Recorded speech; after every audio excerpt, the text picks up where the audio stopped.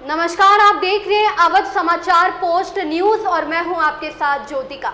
आइए रुक करते हैं खबर की ओर। आजमगढ़ में जिले के चंडेश्वर स्थित श्री दुर्गा जी पीजी कॉलेज के छात्रों ने कॉलेज में दुर्व्यवस्था को लेकर गेट पर तालाबंदी कर किया प्रदर्शन। जिले के चंडेश्वर स्थित श्री दुर्गा जी पीजी कॉलेज के छात्रों ने कॉलेज में दुर्व्यवस्था को लेकर गेट पर तालाबंदी कर किया प्रदर्शन, सौंपा ज्ञापन। बता दें कि श्री दुर्गा जी पीजी कॉलेज के छात्रों ने जोरदार प्रदर्शन करते हुए कॉलेज प्रशासन के खिलाफ जमकर नारेबाजी की।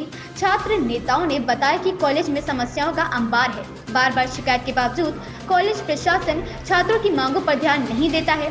बताया कि कॉलेज के कमरों की सभी छतें जर्जर स्थिति में है, लैब में उपकरणों की कमी है, पुस्तकालय में पुस्तकों का अभाव है, बैठने के लिए बेंच कुर्सियों की भी कमी है। ऐसे में तमाम दिक्कतों का सामना छात्र छात्राओं को करना पड़ता है।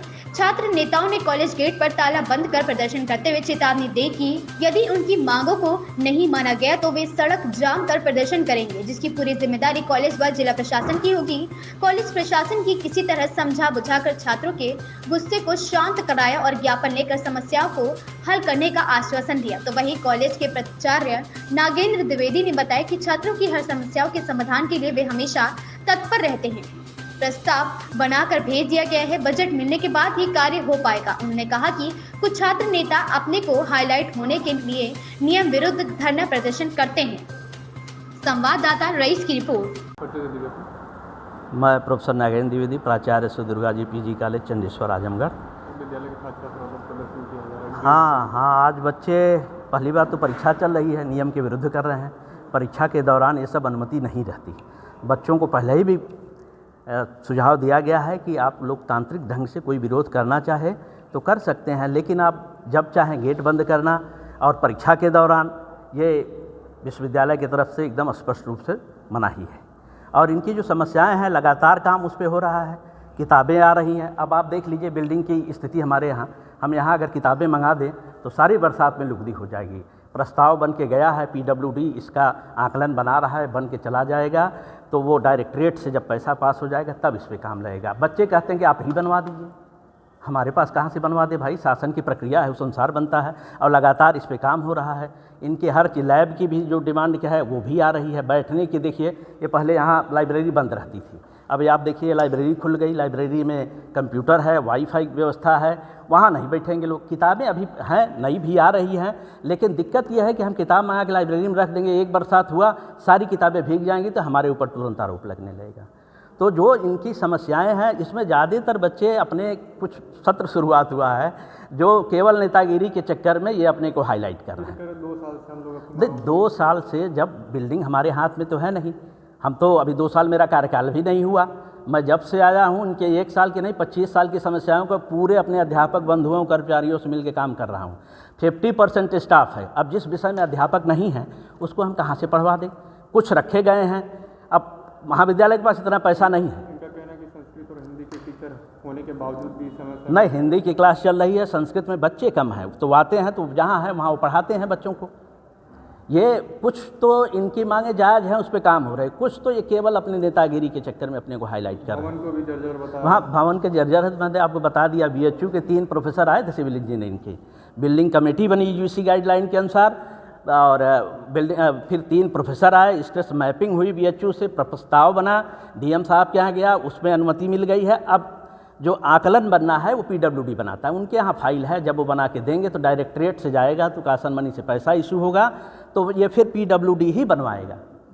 उचित शिक्षा आरोप लगा रहा है कि उचित शिक्षा नहीं दी जा रही है, तो उचित इसकी वजह से कहीं ना कहीं बैग भी लग जाता है। बैक में कुछ इनकी भी तो जिम्मेदारी है, ये भी पढ़ेंगे।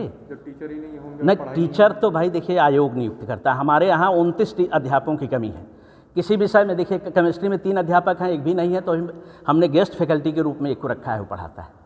अभी इकोनॉमिक्स में भी प्रोसेस में है, और शिक्षा शास्त्र में दूसरे बीएड फैकल्टी के लोग आकर के पढ़ाते हैं। तो ये समस्या है डायरेक्टरेट को। जब मैं आया था उस दिन ही 29 अध्यापकों, 2 तो आ गए, पहले मैंने 31 का भेजा था, 2 आ गए हैं, 29 का भी है, तो वो एडवर्टाइज होगा, उस पर जब आएंगे तभी ना होगा। अब सारे, इतना पैसा नहीं महाविद्यालय में है कि हम 29 अध्यापकों को रख दें।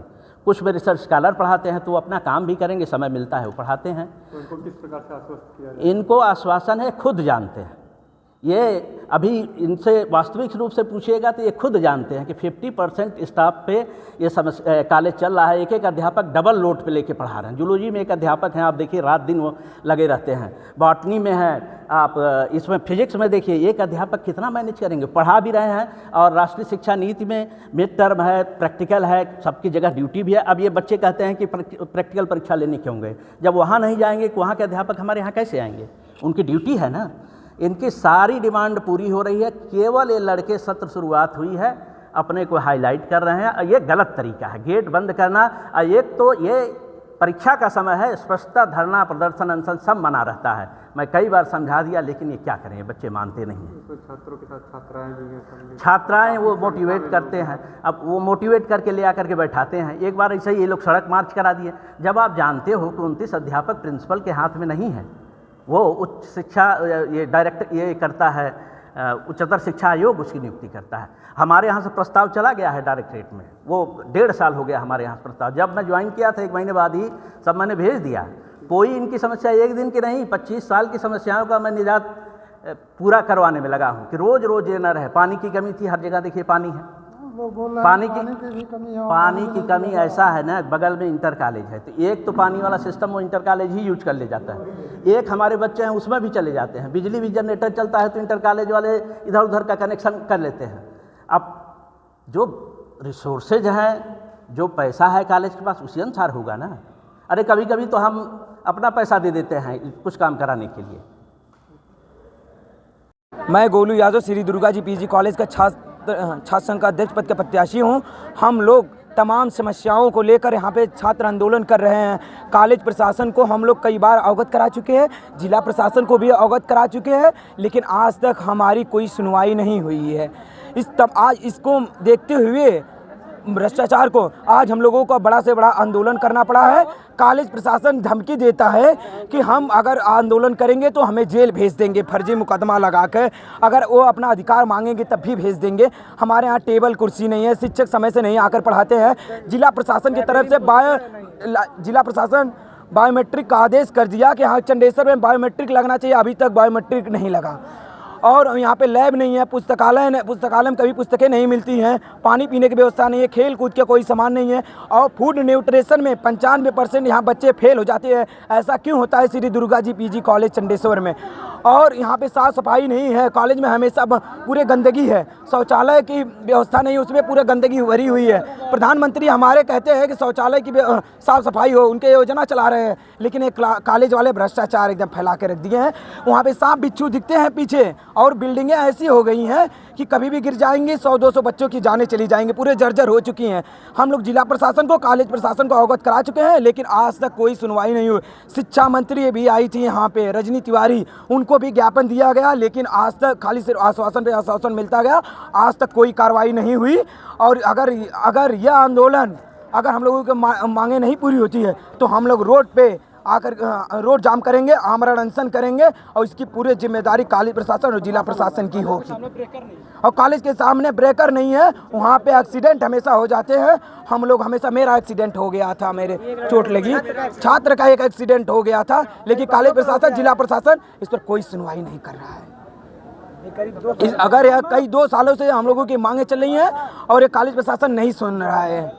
अगर यह मांगे हमारी नहीं पूरी होती है तो इससे भी बड़ा आंदोलन होगा, और इसके जिम्मेदार कॉलेज जिला प्रशासन होगा। इस खबर में बस इतना ही। बने रहिए अवध समाचार पोस्ट न्यूज के साथ।